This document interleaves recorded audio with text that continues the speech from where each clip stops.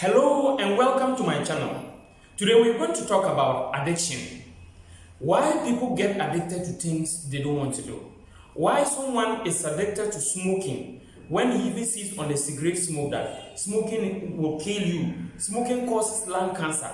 And he knows within himself that what he's doing is bad, but he can't stop it. How does it happen? You will understand how it happens by the end of the video.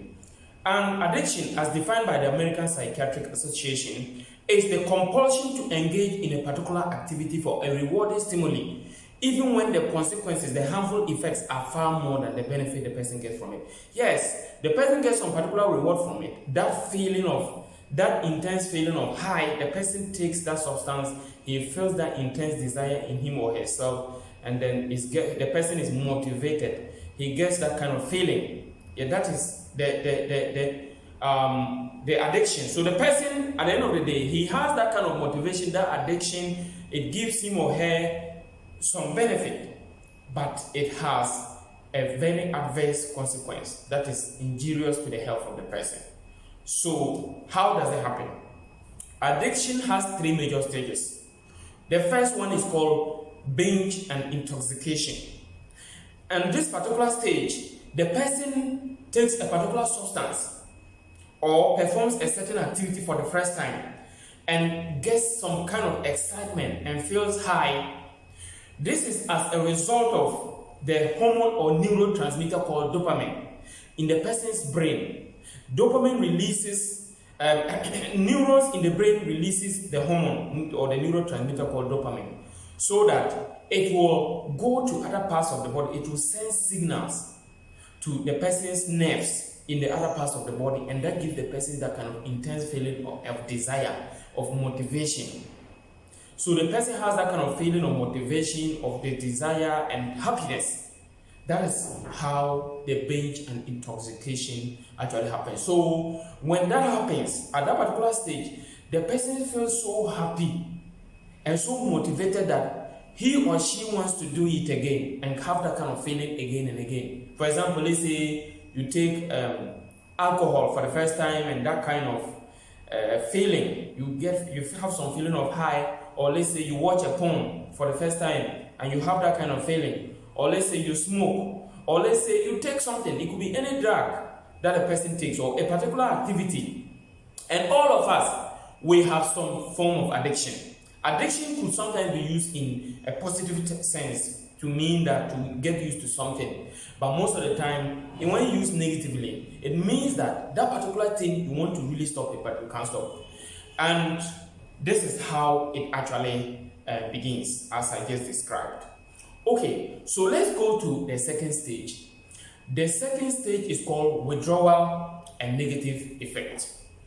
Under withdrawal and negative effect, the person tries to stop taking it. Maybe let's say after the person took it for the first time, the person stops taking it this time around, and he feels very bad and very depressed.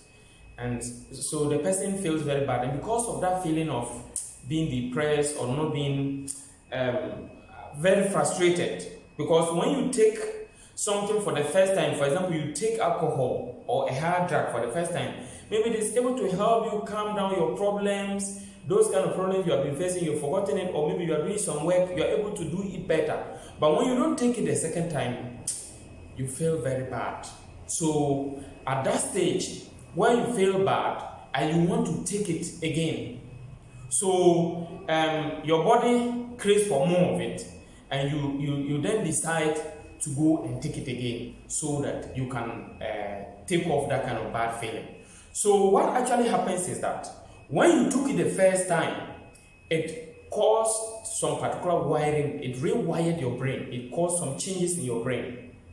That is why you have that kind of feeling. So that kind of rewiring in the brain is why when you don't take it now, you don't feel happy. So there have been some changes to the brain. Okay, so you go and take it again because you are feeling bad. We go to the third stage.